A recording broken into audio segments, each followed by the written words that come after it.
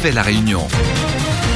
Sauf erreur de ma part, parce que je me suis peut-être fourvoyé sur le thème, mais je ne pense pas au référendum de la Grèce avec vous, David. J'ai bon ? Bonjour. Oui, bonjour à tous. Bonjour sur le plateau. Bonjour, David. Voilà, donc oui, j'aimerais aussi donc rebondir sur ce que Saïd a dit.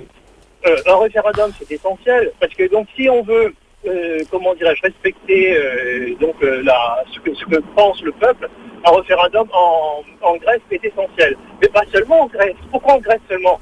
En France, on est en train de mettre la main à la poche continuellement pour cette histoire de la Grèce. Donc, il faut se souvenir comment la Grèce est rentrée dans l'Union européenne. Et maintenant, on demande aux Français également, il faut que les Français se remémorent qu'on a déjà payé 43 milliards d'euros. Et on n'a pas d'argent pour les vieilles personnes.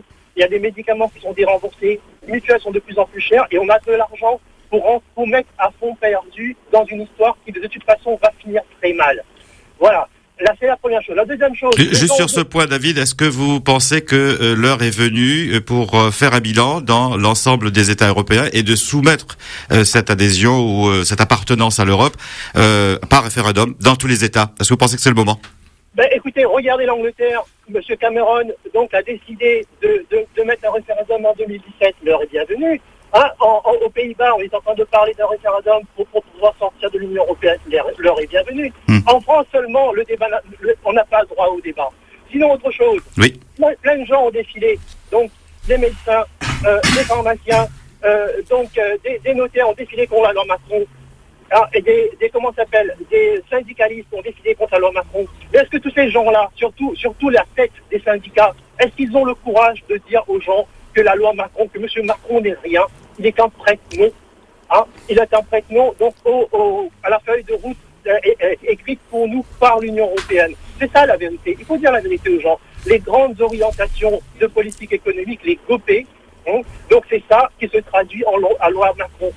On est en train de perdre nos acquis sociaux. On est en train de perdre donc la richesse de la France.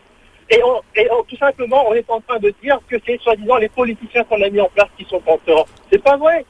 C'est l'Union européenne qui est derrière tout ça. Les gens vont le savoir. Ne vous inquiétez pas. On va faire en sorte qu'ils sachent. Merci. Voilà. Merci, messieurs. Merci, David. Bonne journée. Au revoir, David. Non, à part qu'on n'est pas sûr du résultat d'un référendum en Grèce. Je veux dire, on parle comme si on avait la réponse. Moi, je pense que la réponse est de Tsipras risque de s'en mordre les doigts. Il n'est pas sûr d'avoir la bonne réponse. Olivier ? Vox Populi, Vox Dei, on attend la réponse. Loi Macron, ce serait des dictats de l'Europe ? Le Macron n'est quand même pas n'importe qui, c'est quand même le ministre de l'économie et des finances. Ça pèse en France, autrefois rue de Rivoli au Louvre, aujourd'hui à Bercy. C'est un poids qui est conséquent, un ministre, et on nomme pas quelqu'un n'importe comment. Il a raison sur un point précis ou particulier, c'est que c'est l'Europe qui gouverne aujourd'hui la France à 80-90%. Les décisions prises par la France le sont par la Commission européenne et par Bruxelles en règle générale, oui. Sur RTL Réunion, On refait la réunion. Olivier Bassan, Jean-Louis Rabou. Éric Michel. Sur RTL Réunion, On refait la réunion. Olivier Bassan, Jean-Louis Rabou. Éric Michel.